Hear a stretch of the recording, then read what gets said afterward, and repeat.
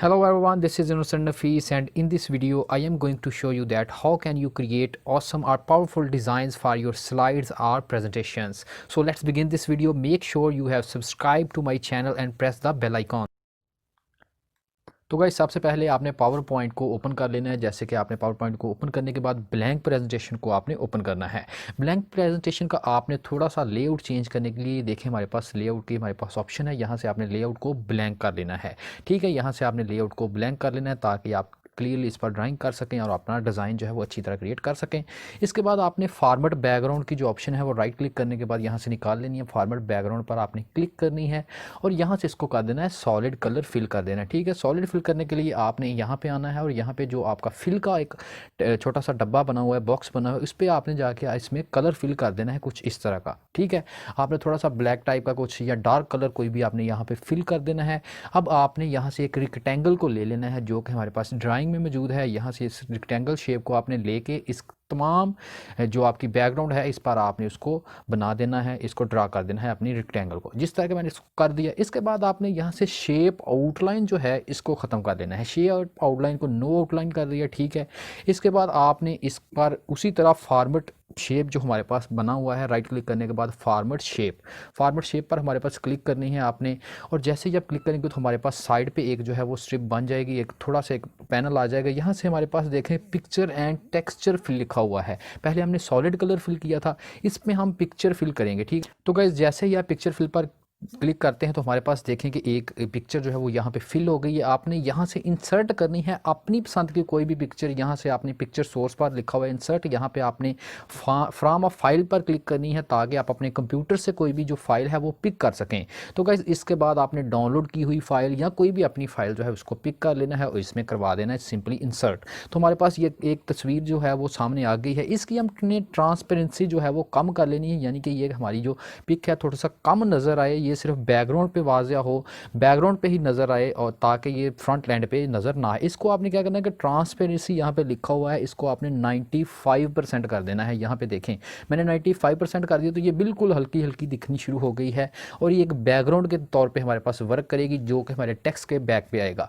तो गाइस इसके बाद आपने क्या करना है कि यहाँ से आपने कुछ इसकी फॉर्मेटिंग इस तरह करनी है कि यहाँ से आपने शेप ड्रा करनी है। रेक्टेंगल दोबारा ले लें। ठीक है, रेक्टेंगल को एक छोटा सा बॉक्स बनाएं, जिस तरह का मैंने ये एक बॉक्स ड्रा कर लिया है। इसके बाद आपने दूसरा बॉक्स ड्रा करना है कुछ इस तरह का। आपने एक मुरब्बा टाइप जिसको स्क्वायर टाइप आपने बॉक्स लेना है और इसको भी नो आउटलाइन कर देना है। ठीक है, इसके बाद आपने दोबारा रेक्टेंगल को कॉपी कर लेना है यहाँ से, या आप रेक्टेंगल का यही जो पोर्शन है इसको दोबारा कॉपी कर सकते हैं। तो आपने इसको सिंपल 1 को सिलेक्ट करना है और इसको Ctrl+C और Ctrl+V करके आपने कॉपी पेस्ट कर दिया और इसका साइज़ जो है आप थोड़ा सा इंक्रीज़ कर लें। ठीक है, पहले वाले से थोड़ा सा साइज़ इंक्रीज़ करते हैं। जैसे ही हमने इंक्रीज़ किया तो हमारे पास ये इस तरह का बॉक्स हो गया। अब इसका थर्ड वन जो पोर्शन है वो भी हम इसी तरह Ctrl+C करेंगे और इसको थोड़ा सा बड़ा कर लेते हैं तीसरे वाले को। ये हमारे पास 3 बॉक्स हो गए हैं। इसकी थोड़ी सी प्रॉपर एडजस्टमेंट कर लें। पिक्चर की जो बैकग्राउंड पिक्चर है जो कि हम यूज़ करने जा रहे हैं इसको आपने थोड़ा सा साइड पर लेके चले जाना है ताकि आपके टेक्स्ट के पीछे आए। तो गाइस ये देखें हमारे पास आपने इसको इस तरह थोड़ा सा अलाइनमेंट इसकी और एडजस्टमेंट जो है वो अच्छे तरीके से कर लेनी है, ये जिस तरह मैं कर रहा हूँ। ठीक है, ये हमारे पास हो गई इसकी कंप्लीट एडजस्टमेंट करने के बाद आपने तीनों जो हमारे पास बॉक्स हमने ड्रा किए हैं 1 बाय 1 सेलेक्ट करें शिफ्ट के साथ। शिफ्ट प्रेस करके आपने तीनों को सिलेक्ट कर लिया और इस पर राइट क्लिक करके आपने इसको कर देना है ग्रुप। हमारे पास ये देखें ग्रुप की ऑप्शन में हमारे पास ग्रुप की कमांड अवेलेबल है, आपने इसको सिंपल ग्रुप कर देना है। तो जैसे ही आप इसको ग्रुप करेंगे तो हमारे पास ये तमाम जो पिक्चर्स हैं जहाँ आप शेप्स हैं वो एक ग्रुप बन गया है। इस तरह आप फॉर्मेट शेप पर आपने दोबारा क्लिक करनी है। इसको सिलेक्ट करने के बाद फॉर्मेट शेप पर क्लिक करें और पिक्चर को यहाँ पे भी फिल कर दें। वही पिक्चर जो आपने पहले फिल की थी वो यहाँ पे भी फिल हो जाएगी। ट्रांसपेरेंसी जो है वो 0 कर देनी है। हमारी पिक्चर जो है ये देखें क्लियर नज़र आना शुरू हो गई जैसे ही आपने इसको 0 किया। तो अब यहाँ पे हमने इसको क्या करना है सिंपल Ctrl+C करके कॉपी करके इस तरह की एक और शेप जो हम बना लेते हैं। Ctrl+C और Ctrl+V किया तो हमारे पास इसकी कॉपी बन गई। इसको आपने थोड़ा सा रोटेट करना है जिस तरह मैं करने जा रहा हूँ। यहाँ से आपने इसको पकड़ना है और इसको टिल्ट कर देना है थोड़ा सा, ये देखें। ठीक है, इसकी डायरेक्शन थोड़ी सी चेंज कर दी और इसको आपने थोड़ा सा इस तरह कर देना है, मॉडिफाई थोड़ा सा कर लिया। ठीक है, ये इस तरह हो गया। इसको अब आप क्या करें कि थोड़ा सा इसका साइज़ जो है वो कम कर लें। ये आउट जा रहा है, इसका साइज़ जो है वो हम छोटा कर लेते हैं। इसको आपने इसको सेलेक्ट किया और इसका साइज़ कर दिया हमने कम, कुछ इस तरह।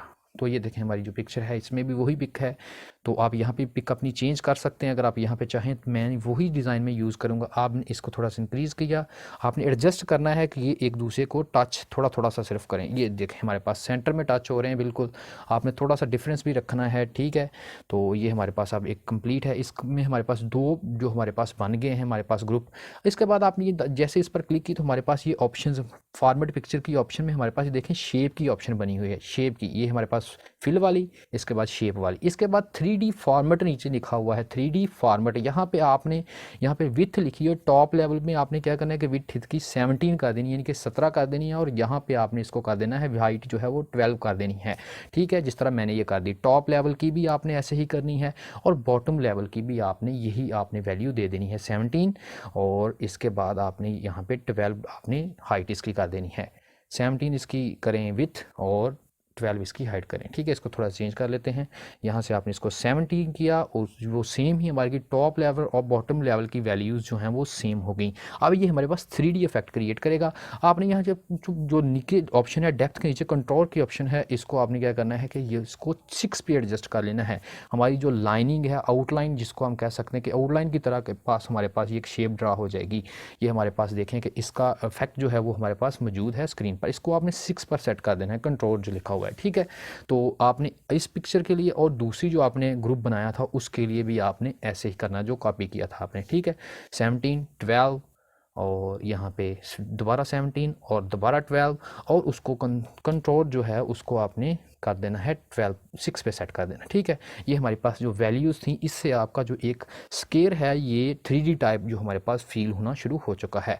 अब आपने क्या करना है कि एक रेक्टेंगल ले लेनी है, ठीक है, और इसका एक बॉर्डर बनाना है। आपने होल स्लाइड जो आपकी कंप्लीट स्लाइड है इसका आपने बॉर्डर बनाना है। बॉर्डर किस तरह बनाएंगे, आपने एक रेक्टेंगल यहाँ से पकड़ ली और आपने चारों तरफ छोटी छोटी एक बार्स बना देनी है अपनी रेक्टेंगल की मदद से। आप यहाँ से इसको इस तरह ड्रा करें जिस तरह के मैं कर रहा हूँ, सिंपल। आपने इस तरह आपने एक ब्रीक सी बार बना देनी है, ये बन गई। इसमें आपने नो आउटलाइन कर देनी है, ठीक है, आउटलाइन नो करें और आप बैकग्राउंड से थोड़ा सा हल्का कलर जो है वो फिल कर दें इसमें, ठीक है। शेप फिल में आपने थोड़ा सा बैकग्राउंड से हल्का कलर इसको में फिल कर देना है और इसको आपने चारों तरफ आपकी स्लाइड पे आपने यहाँ पे लगा देना है। इसका इफेक्ट काफ़ी अच्छा होगा। मैं अभी आपको ये दिखा देता हूँ। इसको मैं थोड़ा सा स्पीड अप करता हूँ ताकि इसको हम जल्द फिनिश आउट कर सकें। तो हमारे पास ये देखें इस तरह आपने चारों तरफ इसको लगा देना है। तो गाइज़ हमारे पास ये देखें चारों तरफ हमारे पास ये हमारा बॉर्डर टाइप जो है वो बन गई है। हमारी स्लाइड के चारों तरफ एक बॉर्डर सा फील होना शुरू हो गया। अब इसको हम प्ले करके देखते हैं तो हमारे पास ये देखें कि हमारा डिज़ाइन जो है वो रेडी हो चुका है। अब टेक्स्ट का डिज़ाइन इसमें करना सीख लेते हैं। काफ़ी वीआईपी और काफ़ी अच्छा डिज़ाइन जो है वो हमने रेडी कर लिया। 3D हमारे पास ये डिज़ाइन है। ये जो हमारी पिक्चर्स हैं वो 3D बॉक्सेस में शो हो रही हैं। तो यहाँ पे इसको हम कर लेते हैं नॉर्मल जूम और यहाँ पे हम टेक्स्ट बॉक्स ड्रा करते हैं। टेक्स्ट बॉक्स हमारे पास ड्राइंग में मौजूद है। यहाँ से आप टेक्स्ट बॉक्स यहाँ पे ड्रा कर सकेंगे। तो यहाँ पे हमने टेक्स्ट बॉक्स ड्रा कर लिया और कुछ भी यहाँ पे लिख दें, पावर पॉइंट डिज़ाइन लिख देता हूँ मैं यहाँ पे और इसका साइज़ कर लेते हैं थोड़ा सा इंक्रीज़, ठीक है। इसको मैंने साइज़ को किया इंक्रीज़, हमारे पास ये हो गया 54 पर। और यहाँ से इसका फ़ॉन्ट का जो थोड़ा सा स्टाइल है उसको भी चेंज करते हैं। यहाँ पे मैं इसमें बर्लिन जो है वो बोल्ड वाला जो है वो यूज़ करूँगा, ठीक है, सेकंड वाला ये बर्लिन, ठीक है, बर्लिन, ठीक है, ये मैंने यूज़ किया। इसका कलर हम कर देते हैं वाइट ताकि ये बैकग्राउंड पे अच्छा शो हो सके। तो हम इसको थोड़ा सा एडजस्ट कर लेते हैं, थोड़ा ऊपर कर लेते हैं इसको, ये थोड़ा नहीं, ये ज़्यादा हो गया, इसको थोड़ा सा नीचे करें। यहाँ पे हमारे पास ये काफ़ी अच्छा लग रहा है। इसके बाद आपने दोबारा यहाँ से टेक्स्ट बॉक्स लिया और आपने इसकी अलाइनमेंट के लिहाज से यहाँ पे टेक्स्ट बॉक्स को ड्रा करना है और यहाँ पे अपनी राइटिंग करनी है अपनी स्लाइड पर, ठीक है। मैंने यहाँ से राइटिंग को कॉपी किया, पेस्ट कर लिया इधर, ठीक है। और यहाँ से इसका राइटिंग का स्टाइल थोड़ा सा जो लैंग्वेज है उसको एजेंसी FB कर दिया, एजेंसी FB।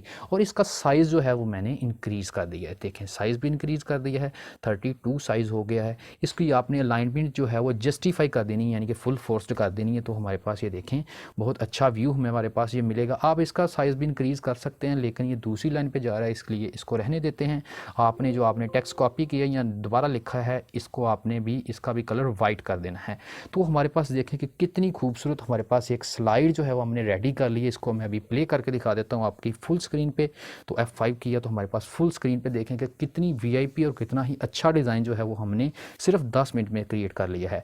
तो गाइज़ ये थी आज की वीडियो जिसमें मैंने आपको पावर पॉइंट में स्लाइड बनाने का, बेहतरीन स्लाइड बनाने का तरीका बता दिया है। तो अगर वीडियो अच्छी लगे तो थंब अप लाजमी कीजिएगा, चैनल को सब्सक्राइब भी लाजमी करें। आज की इस वीडियो में यही था। मज़ीद ऐसी वीडियोज़ देखने के लिए बेल आइकन को भी लाजमी दबा दीजिएगा। Thanks for watching. अल्लाह हाफिज़।